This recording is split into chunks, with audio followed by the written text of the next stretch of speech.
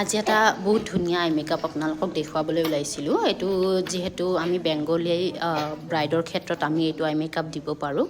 প্ৰথমতে যিটো আমাৰ নেউজৰ কণ্টৰিং লাইন হয়, কণ্টৰিং লাইনটোৰ পৰাই ধুনীয়াকৈ কালাৰটো এপ্লাই কৰিছোঁ। এপ্লাই কৰি পিনে যিটো আমাৰ ব্ৰা বন হয়, ব্ৰা বনলৈকে আমি শ্বেডটো আনিছোঁ দেই। তো অকণমান ডাৰ্ক কৰিছোঁ আৰু যিটো কণ্টৰিং কালাৰ হয় সেই কালাৰটোৱে ৰাখি দিছোঁ দেই, ব্ৰাউন কালাৰ।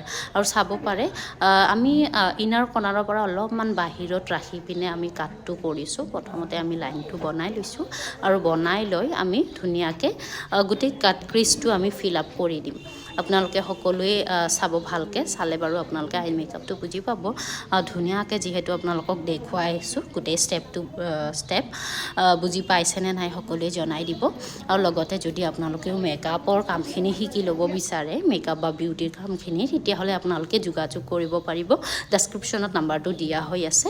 আৰু চাওকচোন, যিহেতু কাটটো কমপ্লিট হৈ গ'ল, কমপ্লিট হৈ যোৱাৰ পাছত আমাৰ আউটাৰ কৰ্নাৰত এটা কালাৰ এপ্লাই কৰিছোঁ।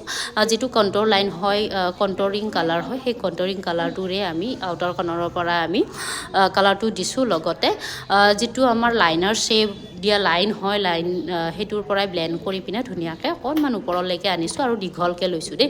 আপোনালোকে নিশ্চয় বুজি পাইছে আমি কেনেকৈ কালাৰটো লৈছোঁ। আৰু ব্ৰাছটো চাব পাৰে, আমি প্ৰত্যেকডাল ব্ৰাছ কিন্তু বেলেগ বেলেগকৈ লৈছোঁ দেই।